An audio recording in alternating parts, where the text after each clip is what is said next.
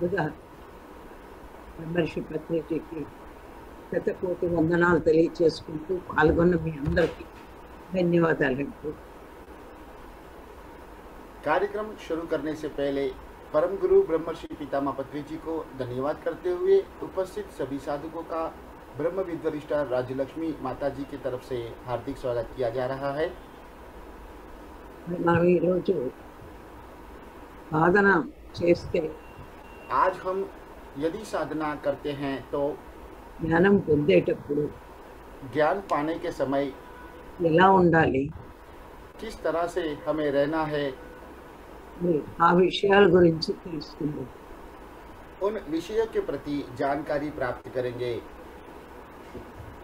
అందరూ సాధనలు చేస్తారు కానీ सभी लोग साधना करते हैं लेकिन జ్ఞానం పొందడానికి ప్రయత్నించారు. ज्ञान प्राप्त करने का प्रयत्न नहीं करते हैं। సాధనలన్నీ జ్ఞానం కోసమే. सभी प्रकार के साधना ज्ञान के लिए ही होते हैं। ఎలా ఉంటే సాధన కుదురుతుంది, हम किस तरह से रहते हैं तो साधना परिपक्व होता है, జ్ఞానం పెరుగుతుందో ज्ञान बढ़ता है कि नहीं, తెలుసుకుందాం. ये जानना है। మరి ధ్యానం చేస్తున్నాము అంటే हम ध्यान कर रहे हैं इसका मतलब భగవంతుని తెలుసుకోవడానికే. भगवान को समझने के लिए।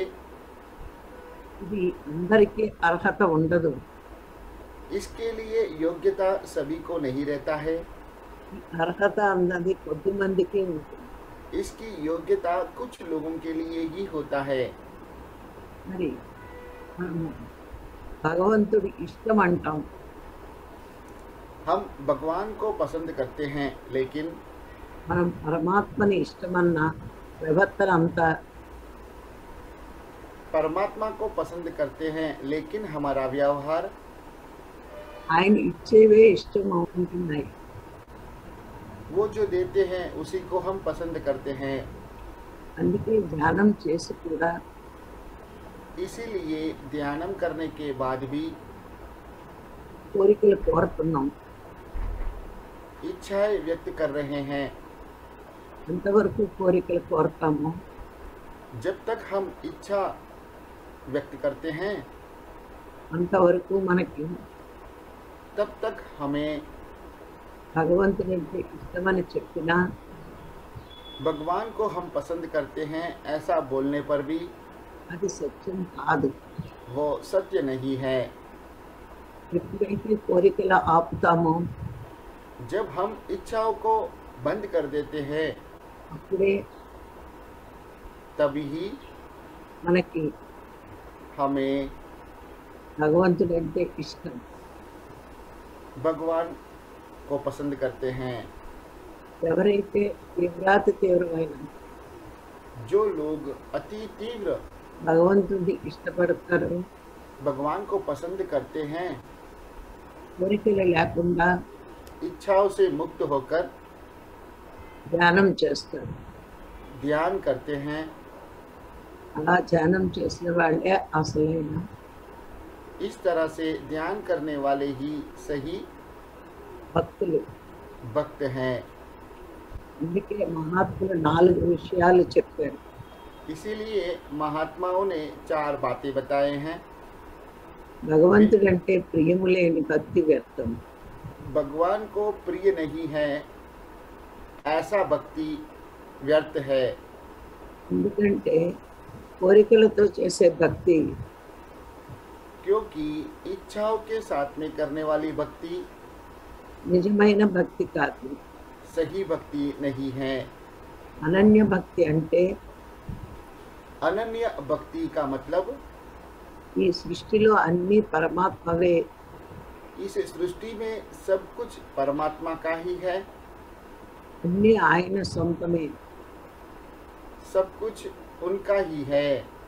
అంత గొప్ప అయిన పరమాత్మని इतना महान परमात्मा को మనం కోరుకుంటే यदि हम चाहते हैं, దానికోసమే ధ్యానం చేస్తే उनके लिए ध्यान करते हैं तो అప్పుడు మనం గొప్పవాళ్ళం అవుతాం. तभी हम भी महान बन सकते हैं, లేకపోతే नहीं तो కోరికలతో ధ్యానం చేసి इच्छाओं के साथ में ध्यान करते हुए మనం అల్పులుగానే ఉంటాం. हम अल्प रूप में ही रह जाते हैं। అందుకే భగవంతుడంటే ప్రియం లేకపోతే इसीलिए भगवान को प्रिय नहीं है ऐसी भक्ति, అలాంటి భక్తి వ్యర్థమే. इस तरह का भक्ति व्यर्थ है। అందుకే కొంతమంది इसीलिए कुछ लोग దేవుళ్ళని మారుస్తూ ఉంటారు. भगवान को बदलते हैं। కొన్నాళ్ళు రాముడని, कुछ दिन तक राम को, కొన్నాళ్ళు కృష్ణుడని, कुछ दिन तक कृष्ण को, కొన్నాళ్ళు శివుడని, कुछ दिन तक शिव जी को, కొన్నాళ్ళకి సాయిబాబా అని, और कुछ दिन साईं बाबा को। అలా అని పూజలు చేస్తూ ఉంటారు. ऐसे पूजा करते रहते हैं। ఇంతకీ వాళ్ళ భక్తి ఎవరి మీద? इसीलिए उनकी भक्ति किसी के ऊपर भी వాళ్ళకే తెలియదు. है, वो उनको ही पता नहीं रहता है। అజ్ఞానంలో ఉన్నంతసేపు अज्ञान में रहते हैं तब तक ఈ దేవుళ్ళు మారుస్తూనే ఉంటారు. भगवान को बदलते ही रहते हैं। కష్టాలకి కారణం దేవుడే అనుకుంటారు. उनके ऊपर जो मुसीबत आते हैं उनकी वजह भगवान को ही मानते हैं। దేవుళ్ళని మారిస్తే పవర్ ఉందేమో మా కష్టాలు పోతాయి అనుకుంటారు. भगवान को यदि बदलेंगे तो उनके पास अधिक शक्ति होने से हमारी तकलीफ दूर हो जाएंगे, ऐसा सोचते हैं। కానీ కష్టాలన్నీ लेकिन सभी तकलीफें మన కర్మ ఫలాలే. हमारे कर्म फल ही है। ఈ కష్టాలకు కారణం इन मुसीबतों का कारण మనమే. हम स्वयं ही है। దేవుళ్ళని మార్చినా, भगवान को बदलने से, పూజలు చేసినా पूजा करने से మన కష్టాలు పోవు. हमारे तकलीफ दूर नहीं हो जाते हैं। ఏ దేవుళ్ళనైతే పూజిస్తున్నామో हम जिन भगवानों की पूजा कर रहे हैं ఆ దేవుణ్ణి కూడా उस भगवान को भी సృష్టించిన వాడు सृष्टि करने वाला పరమాత్ముడే. परमात्मा ही है। ఆ పరమాత్మ వల్లే उस परमात्मा के वजह से ही ఈ సృష్టి అంతా यह पूरी सृष्टि జరుగుతోంది. चल रहा है। మన కర్మకి ఫలితాలే हमारे कर्म का फल ही ఆయనే ఇస్తాడు. वे ही देते हैं। ఈ కర్మ ఫలితాలని పోగొట్టుకోవాలంటే इन सभी कर्म फलों को दूर करने के लिए ధ్యానం ఒక్కటే మార్గం. ध्यान एक ही मार्ग है। ఈ కోరికలను ఆపుకుంటూ यदि हम हमारे इच्छाओं को स्थगित करते हुए దేవుళ్ళని మార్చకుండా भगवानों को नहीं बदलते हुए పరమాత్మని परमात्मा को ఇష్టమైన ధ్యానం చేస్తేనే प्रिय ऐसा ध्यान करते हैं, तभी మనకి అసలైన భక్తి ఉన్నట్టు. तभी हमें सही भक्ति है ऐसा मान सकते हैं। పరమాత్మని ప్రేమించే వాళ్ళు మాత్రమే परमात्मा को प्रेम करने वाले ही ధ్యానం చేస్తారు. ध्यान करते हैं। కోరికల కోసం ధ్యానం కాదు. इच्छाओं के लिए ध्यान नहीं है, కేవలము ఆయన్ని చేరుకోవడం కోసమే ఈ ధ్యానం. सिर्फ उन तक पहुंचने के लिए ही ध्यान करते हैं। ఆ భావన ఉంటే यदि ऐसा भाव रहता है మనము చాలా తొందరగా हम बहुत ही जल्दी से జ్ఞానం పెంచుకుని ध्यान बढ़ाकर పరమాత్మని చేరుకోగలం. परमात्मा तक पहुंच पाएंगे। అందుకే పరమాత్మ అంటే ప్రియం ఉండాలి. इसीलिए परमात्मा को प्रिय बनाना है। ఆయన సృష్టి మీద ప్రేమ కాదు, उनकी सृष्टि के ऊपर प्रेम नहीं दिखाना है, ఆయన మీదే ఉండాలి. उनके ऊपर ही प्रेम होना चाहिए। అప్పుడే మనకు ఆనందం దొరుకుతుంది. तभी हमें आनंद मिलता है। రెండో పాయింట్, दूसरा पॉइंट, వైరాగ్యము లేని वैराग्य नहीं है ऐसा యోగం కూడా వ్యర్థం. योग भी व्यर्थ है। యోగ మార్గంలో ఉన్నాము అంటే योग मार्ग में है, इसका मतलब మనం వైరాగ్యం ఉండాలి. हमें पहले वैराग्य रहना चाहिए। వైరాగ్యం అంటే वैराग्य का मतलब ఇవన్నీ శాశ్వతం కాదు, ये सब शाश्वत नहीं है। ఈ భార్య, ఈ పిల్లలు, ये पति और ये पत्नी, సంతానం, संतान, మరి ఈ సృష్టి ये सब इस सृष्टि का నశించిపోయేవే. सब कुछ नाश होने वाला ही है। భగవంతుడు ఒక్కడే శాశ్వతం. एकमात्र भगवान ही शाश्वत है। అలా మనం భావించినప్పుడు जब हम ऐसे भाव में रहते हैं, మనకి అన్నిటినీ అనుభవిస్తాం, కానీ हम सबका अनुभव करते हैं, लेकिन వాటి మీద उनके ऊपर మమకారం పెంచుకోము. ममत्व नहीं बढ़ाते हैं। మనం మమకారం పెంచుకోనప్పుడు यदि हम ममत्व नहीं बढ़ाते हैं, మనకి బాధ ఉండదు. हमें दुख नहीं रहता है। మమకారం లేకపోతే ममत्व नहीं रहता है तो వదలాలంటే ममत्व को दूर करने के लिए, ఇవన్నీ వదలాలంటే इन सभी को दूर करने के लिए బాధ, భయము ఉంటుంది. डर और दुख रहता है। మరి మనము ప్రపంచాన్ని వదలకపోతే यदि हम दुनिया को नहीं छोड़ पाते हैं పరమాత్మని చేరుకోలేము. तो हम परमात्मा तक नहीं पहुंच पाएंगे। యోగ మార్గంలో ఉన్నవాళ్ళు योग मार्ग में रहने वाले ఈ ప్రపంచం అశాశ్వతమని, यह दुनिया अशाश्वत है ऐसा, పరమాత్మే శాశ్వతమని परमात्मा ही शाश्वत है ऐसा తెలియకపోతే नहीं जान पाते हैं వైరాగ్యం రాదు. तो वैराग्य नहीं आता है। వైరాగ్యం లేకపోతే यदि वैराग्य नहीं रहता है పరమాత్మను చేరుకునే మార్గంలో तो परमात्मा तक पहुंचने का मार्ग में మనము ముందుకు వెళ్ళలేము. हम आगे बढ़ नहीं पाएंगे। అందుకే వైరాగ్యం ఉంటేనే యోగం కుదురుతుంది. इसीलिए वैराग्य रहेगा तो ही योग भी बनता है। ఇక మూడో పాయింట్, तीसरा पॉइंट, శాంతము లేని शांति नहीं है ऐसा జ్ఞానము ज्ञान వ్యర్థము. व्यर्थ है। మనం జ్ఞానం పొందుతున్నప్పుడు हम ज्ञान प्राप्त करते वक्त శాంతంగా ఉండాలి. शांति से रहना है। జ్ఞానం పొందుతున్నాము అంటే ज्ञान प्राप्त कर रहे हैं, इसका मतलब ఆనందం దగ్గరికి చేరుకుంటున్నామని. आनंद के करीब पहुंच रहे हैं। ఆనందము అంటే ఆత్మలో ఉంటుంది. आनंद आत्मा में रहता है।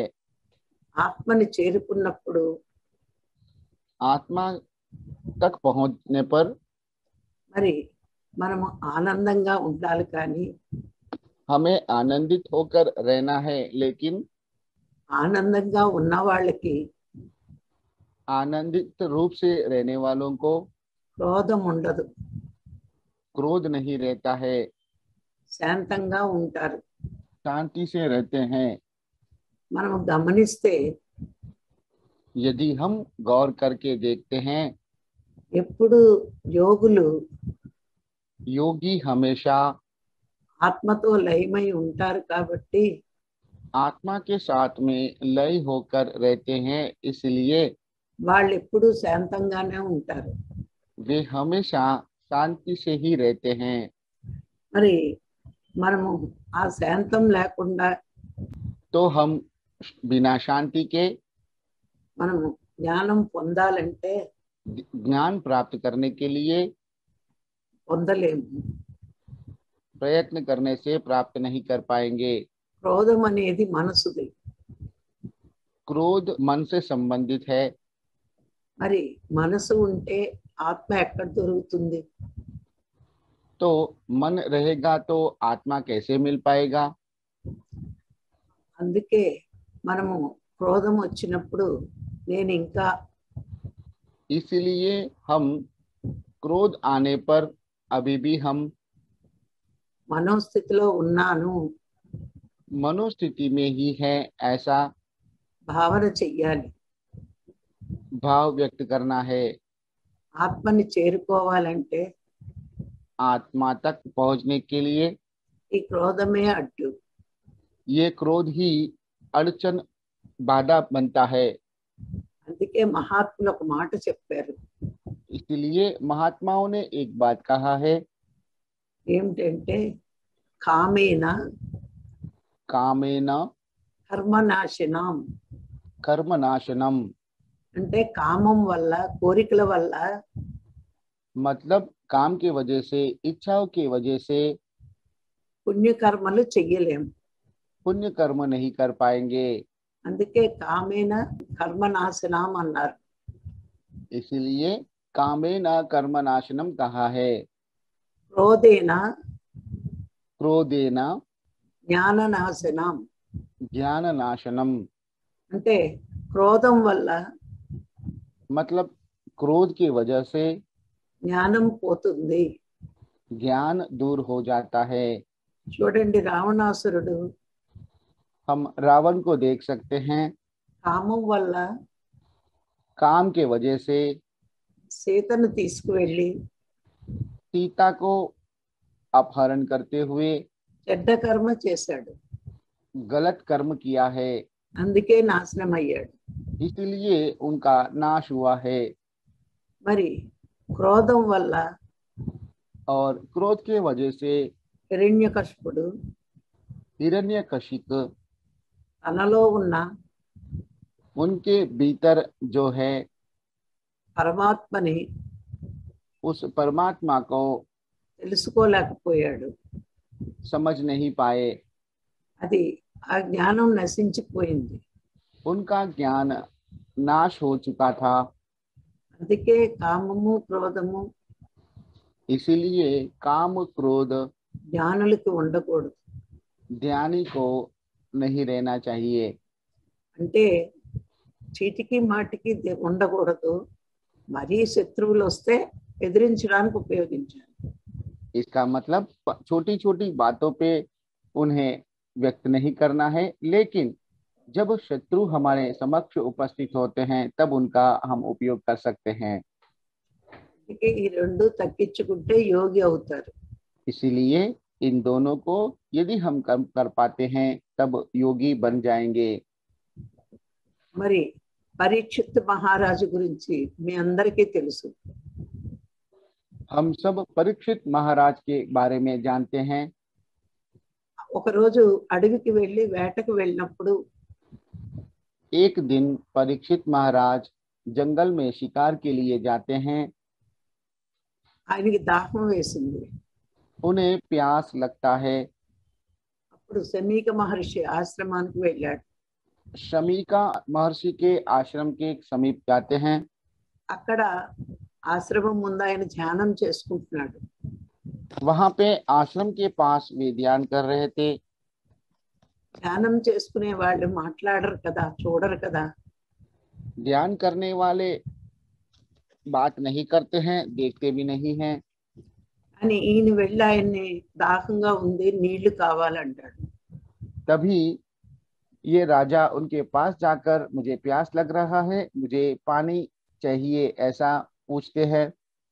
ఆయన పలకలేదని కోపంతో जब उनका प्रत्युत्तर नहीं दिया तो गुस्से से చనిపోయిన పాముని తీసి ఆయన మెడలో వేస్తాడు. जिसकी मृत्यु हो चुका है ऐसा सांप को लेकर उनके गले में डाल देते हैं వెళ్ళిపోతాడు. और वहां से चले जाते हैं। ఆయన కొడుకు దండి उनका पुत्र का नाम है दंडी। వచ్చి చూస్తాడు. वो आके देखते हैं మా నాన్న ధ్యానం చేసుకుంటున్నాడు, मेरे पिताजी ध्यान कर रहे हैं, మరి ఎవరు ఈ పాముని వేశారు అని దివ్య దృష్టిలో చూస్తాడు. उनके गले में ये सांप कौन डाला है वो दिव्य दृष्टि से देखते हैं। మరి ఆయన ఈ పాముని వేసిన వాడు तभी वो सांप डालने वाले को వారం రోజుల్లో एक सप्ताह में పాముతే మరణించాలని శపిస్తాడు. सांप से ही उनकी भी मृत्यु होना चाहिए ऐसा श्राप देते हैं। చూడండి, దాహం అనే కారణంతో हम देख सकते हैं प्यास के कारण की वजह से, నిగ్రహించుకోలేక प्यास के कारण की वजह से बिना सहन किए శాపానికి గురయ్యాడు. शाप के शिकार हो चुके हैं। అందుకే చిన్న చిన్న కోపాలు इसलिए छोटे छोटे गुस्साओं की वजह से మనం ప్రకటిస్తే उनको प्रकट करते हैं, మనకే నష్టం. हमें ही तकलीफ होता है। అందుకే పత్రిసారు इसीलिए पत्री जी సహనమే सहन ही ప్రగతి అంటారు. प्रगति ऐसा कहते हैं। జ్ఞాన నవరత్నాల్లో చెప్తారు అలా. ये ज्ञान नवरत्न में बताते हैं। ఇక మౌనము లేని సాధన వ్యర్థం. मौन నాలుగో का point. चौथा पॉइंट, बिना मौन का साधना व्यर्थ है। అంటే సాధన చేసేవారు मतलब साधना करने वाले ఎక్కువ మౌనముగా ఉండాలి. अधिक मौन में रहना चाहिए। బాహ్య మౌనము ఉండాలి, बाह्य मौन में भी रहना है, అంతర్మౌనము ఉండాలి. अंतर मौन में भी रहना है।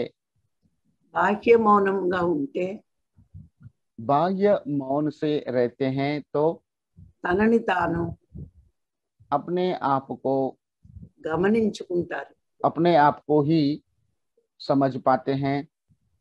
ఎప్పుడు మాట్లాడేవారు हमेशा बात करने वाले తనని తాను గమనించుకోరు.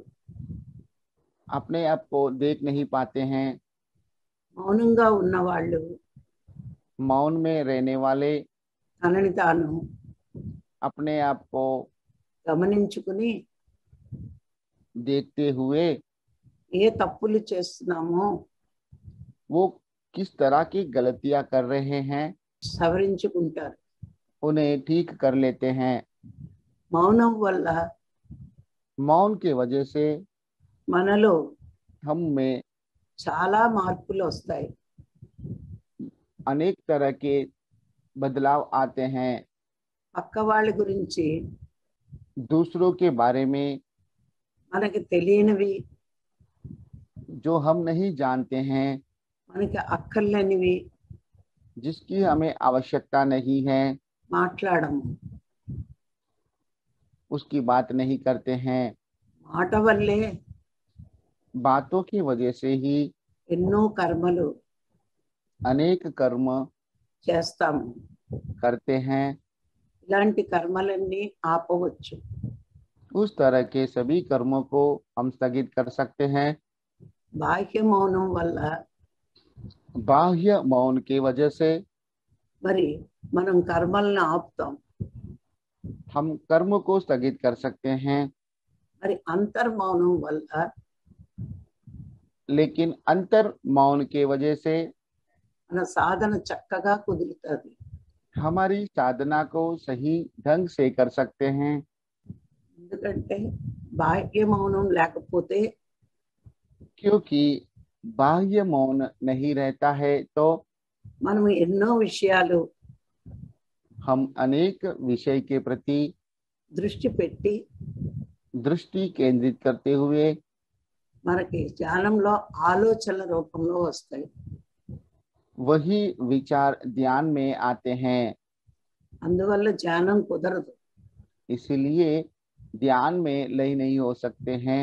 ధ్యానులు ఎప్పుడూ కూడా ध्यानियों को हमेशा మనకి అక్కర్లేని విషయంలో अनावश्यक विषयों में మనం మాట్లాడకుండా बिना बात किए మనము వాటి మీద దృష్టి పెట్టకుండా उनके ऊपर दृष्टि केंद्रित नहीं करते हुए ఉంటే మనము रह पाएंगे. तो ही हम బాహ్య మౌనము అంతర్మౌనము बाह्य मौन और अंतर मौन में చాలా గొప్పగా చేస్తాము.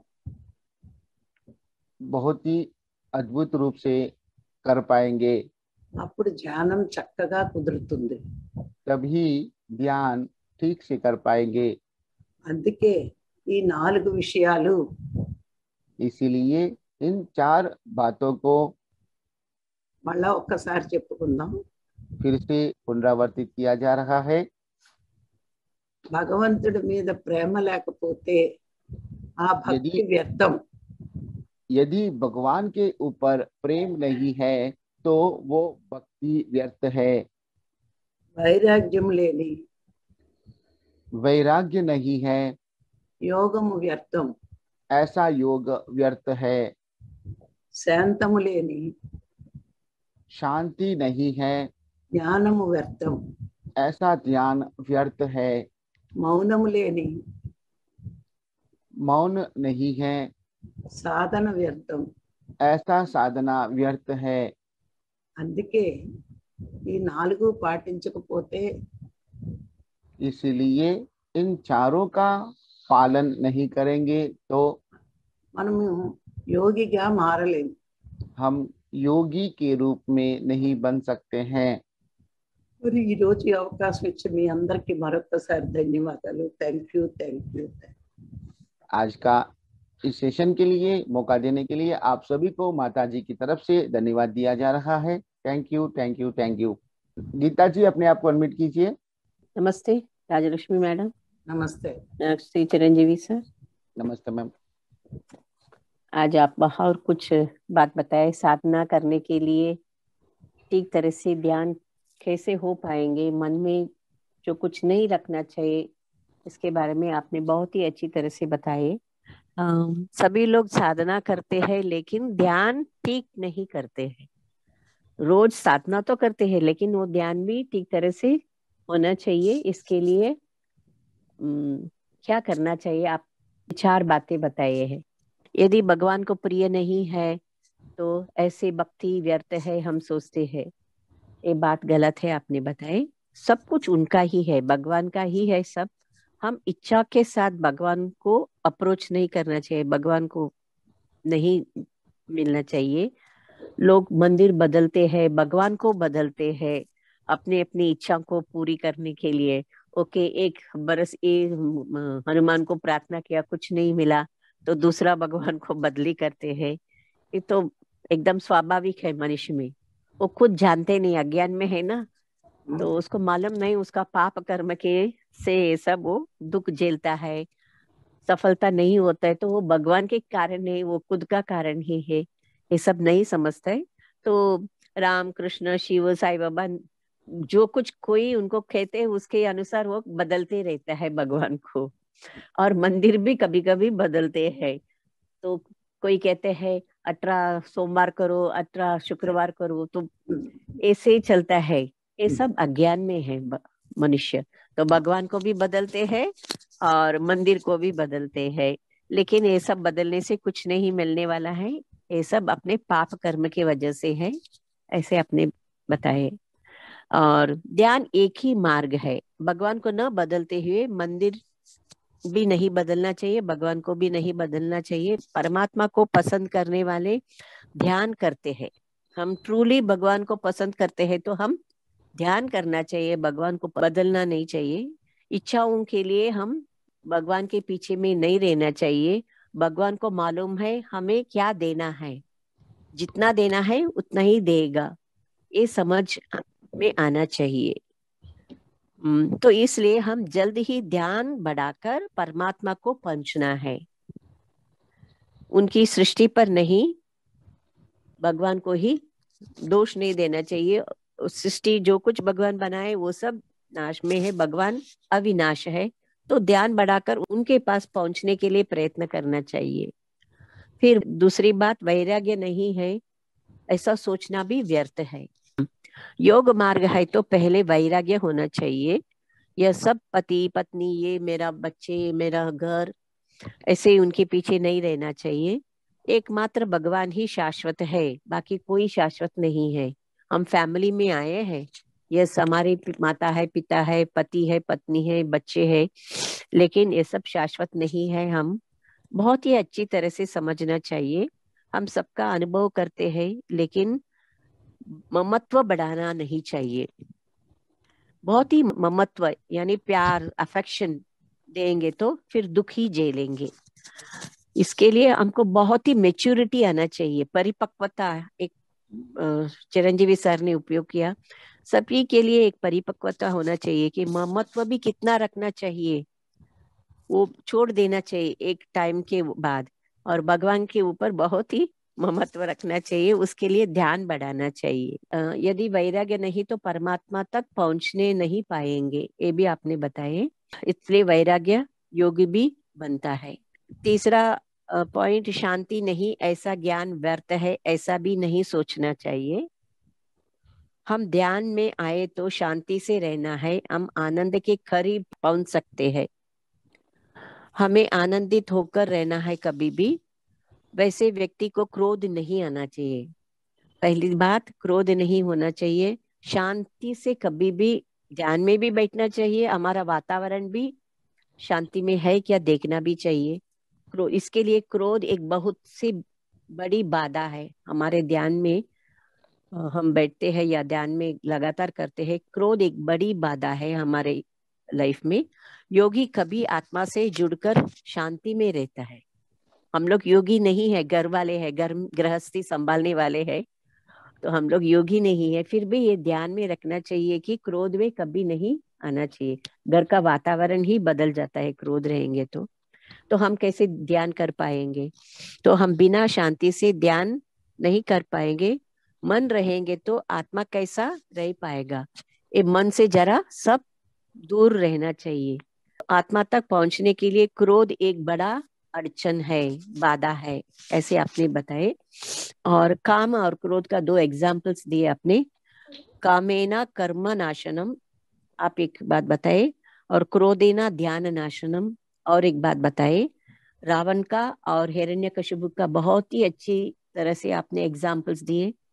काम के वजह से रावण अपना नाश खुद पा लिया, और क्रोध के वजह से हिरण्यकशिपु ने अपने अंदर जो बैठे परमात्मा को भी वो नहीं जान पाया, वो सब क्रोध के वजह से। इसलिए काम क्रोध ध्यानी को नहीं रखना चाहिए। और परीक्षित महाराजा का भी आपने एक सुंदर सा उदाहरण दिए, ये हमें मालूम नहीं था। शमिका महर्षि के बारे में आज मुझे पता चला। परीक्षित महाराज मैंने सुना है स्टोरी में, लेकिन ऐसे कहानी मैंने नहीं सुना मैडम, आपके जरिए ही मैंने सुना। ग्रैंडसन, धर्मराज की ग्रैंडसन। ओके महाराज, ओह यस अभिमन्यु यस, का पुत्र। Okay okay okay madam. Shamika महर्षि को आश्रम पहुंचते हुए बहुत प्यास लगा। पानी देने के लिए वहां परीक्षित महाराजा नहीं थे, क्योंकि वो बहुत डीप ध्यान में थे। उसको गुस्सा आया तो उसने मरा हुआ एक सांप को उसके गले में डाल के गया, लेकिन उसको पुत्र दंडी को मालूम पड़ गया। उसने ध्यान दृष्टि से समझ लिया कि कौन वहां आश्रम में आया था, और उसके पिता के ऊपर मरा सांप फेंक के गया, और उसको भी वैसे ही मरण होएगा करके श्राप भी दे दिया। तो इसमें क्या मालूम पड़ता है कि हमको बहुत सहन शक्ति भी चाहिए, जल्दी क्रोध में नहीं आना चाहिए। मुझे ये बात बहुत अच्छी समझ में आती है। मैं आपके ध्यान कक्ष में आने तक मुझे बहुत क्रोध आती थी, अभी नहीं आती है, ज्यादा नहीं आती। बहुत से बदलाव आ गए मुझ में मैडम, 4 महीनों 5 महीनों हो गया, बहुत बदलाव आ गए मुझ में। चौथा, बिना मौन का साधना व्यर्थ है। और उसमें भी आपने बाह्य मौन और अंतर मौन, इसके बारे में आप बहुत ही अच्छी तरह से बताए। दूसरों के बारे में अनावश्यक नहीं बातें करना चाहिए, नहीं सोचना चाहिए।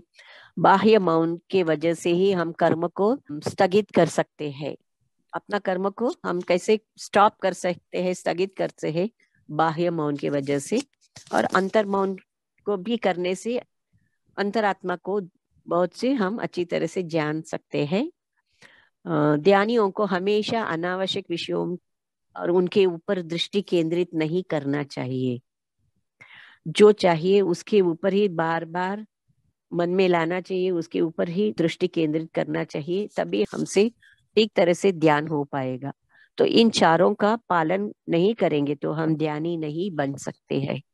बहुत ही अच्छी तरह से बताए। स्टोरी आपका तो स्पेशलिटी है मैडम, स्टोरी बताने के लिए बहुत ही अच्छा लगा। Thank you madam, thank you. Geeta ji, आपने एक पॉइंट में थोड़ा सा गलत समझा है। बिना शांति का साधना व्यर्थ है, यही टॉपिक है। फिर उसके बाद में आपने ये जोड़ा, ऐसा नहीं सोचना चाहिए, लेकिन हमें ऐसा एक ही सोचना चाहिए। एक मिनट सर, मैं करेक्ट करके लेती हूँ। हाँ, शांति, अंडर शांति हम ध्यान से एक मिनट मैं करेक्ट कर लेती हूँ सर। हाँ बताइए सर। बिना बिना शांति का साधना व्यर्थ है, हाँ हाँ हाँ ऐसा नहीं सोचते हैं। ऐसा उसके बाद में आपने ऐसा ऐड किया कि ऐसा नहीं सोचना है, लेकिन यही सोचना है। ओके हाँ sorry, sorry sir for correcting me, thank you जी, for thank correcting you, me sir. Thank you. आज का ये हिंदी सेशन को यहाँ पे हम समाप्त करते हैं। मिलते हैं कल सुबह के प्रातःकालीन ध्यान और गुरुओं का विशेष आत्मज्ञान के लिए। तब तक हम आपसे रजा लेते हैं। धन्यवाद। Thank you, thank you, thank you.